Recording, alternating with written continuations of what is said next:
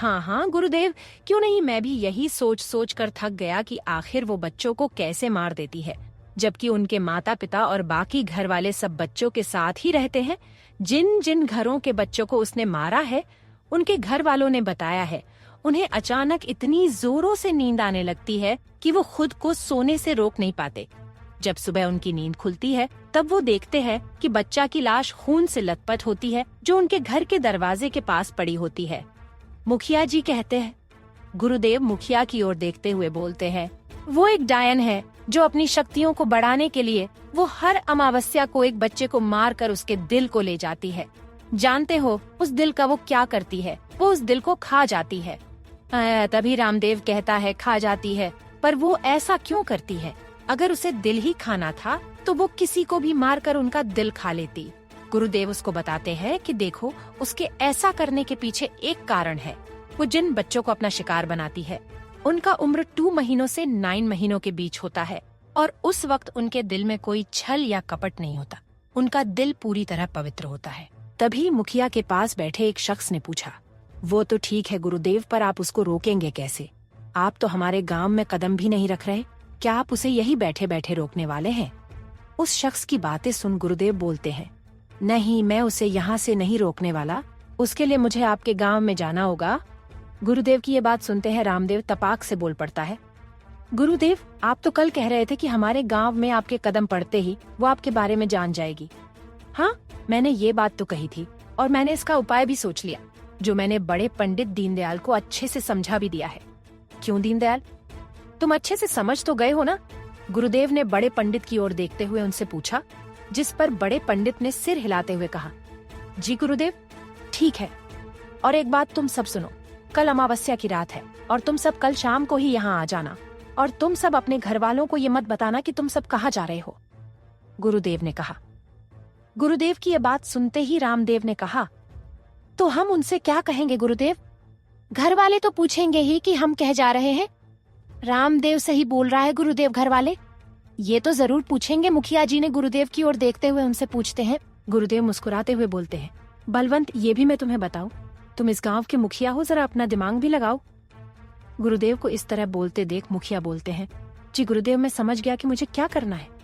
अच्छा है, समझ गए। अब तुम सब जाओ और कल शाम को यहाँ आना, ताकि हम सब अपना काम कर सके। इतना कहकर गुरुदेव मंदिर के अंदर की ओर जाने लगते हैं। तभी वो रुककर बोलते हैं, दीनदयाल तुम कुछ देर यही रुको, मुझे तुमसे कुछ जरूरी बात करना है। ये सुनकर बड़े पंडित वहीं रुक जाते हैं और उनकी तरफ आने लगते हैं, और बाकी लोग वहाँ से निकल जाते हैं। अगले दिन शाम को गुरुदेव मंदिर के प्रांगण में बैठे थे। तभी उनके पास बड़े पंडित आते हैं और उनसे बोलते हैं, गुरुदेव मैंने सारा इंतजाम कर दिया है, अब बस रात होने का इंतजार करना है। बड़े पंडित ने इतना बोला ही था कि तभी वहाँ मुखिया, रामदेव, हरिया, सोमनाथ और विभूति आ जाते हैं। उन्हें देखकर गुरुदेव ने कहा, आ गए तुम सभी, अब सुनो तुम लोगों को क्या करना है। लगभग 2 घंटे तक गुरुदेव उन सबको कुछ समझाते रहते हैं और अचानक बोलते हैं, अब चलो, हमारे चलने का वक्त हो गया।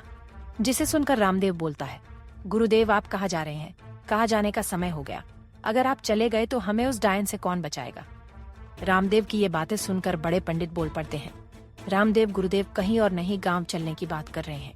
ये सुनकर रामदेव बोलता है, ओह अच्छा, गांव चलने की बात कर रहे हैं, पर अगर गुरुदेव ने ही तो बोला था कि अगर वो गांव में अपना कदम भी रखेंगे तो उस डायन को उनके बारे में पता चल जाएगा। तभी गुरुदेव बोलते हैं, नहीं, अब उसे पता नहीं चलेगा। ये सुनकर मुखिया जी चौंकते हुए बोलते हैं, कैसे गुरुदेव, अब उसे कैसे पता नहीं चलेगा? कल तक तो आप कह रहे थे कि आपके कदम रखते ही उसे पता चल जाएगा, और अब कह रहे हैं कि उसे पता नहीं चलेगा। गुरुदेव मुस्कुराते हुए बोलते हैं, ये बात मैं आप लोगों को बाद में बताऊंगा, अभी हमें जल्दी से जाना होगा, वरना वो आज हमारे हाथों से निकल जाएगी। इतना कहकर वो बड़े पंडित की ओर देखते हुए उसने कहते हैं, दीनदयाल चलो, हम सबको उस स्थान पर ले चलो जहाँ तुमने सारा इंतजाम किया हुआ है। तभी बड़े पंडित बोलते हैं, जरूर गुरुदेव, आप लोग मेरे पीछे पीछे आइए। इतना बोलकर बड़े पंडित वहाँ से चलने लगते हैं और उनके पीछे पीछे बाकी सब भी चल देते हैं। कुछ देर के बाद बड़े पंडित उन सबको उस जगह पर ले आते हैं जहाँ उन्होंने गुरुदेव के कहे अनुसार सारा इंतजाम किया हुआ था। ये जगह गांव के अंदर बने एक मंदिर था, जिसमें भगवान बजरंगबली विराजमान थे, यानी ये भगवान बजरंगबली का मंदिर था। मंदिर के प्रांगण में कुछ लोग मौजूद थे जो बड़े पंडित के शिष्य थे। मंदिर के पहुंचते ही बड़े पंडित ने कहा, अरुण, सारा इंतजाम हो गया है ना? जी बड़े पंडित जी, सारा इंतजाम हो गया है। ये देखिए, यज्ञ वेदी भी तैयार है और ये सारा सामान भी जो आपने मंगवाया था। अरुण सारी चीजें दिखाते हुए बोलता है। तभी गुरुदेव मुखिया से बोलते हैं, बलवंत, तुम चाहो तो यहाँ से जा सकते हो, क्योंकि यहाँ जो भी होने वाला है वो शायद तुम देख न सको। गुरुदेव की ये बात सुनकर मुखिया बलवंत बोलते हैं, गुरुदेव, ऐसा यहाँ क्या होने वाला है जो मैं देख नहीं सकता? मैं कहीं नहीं जाऊंगा।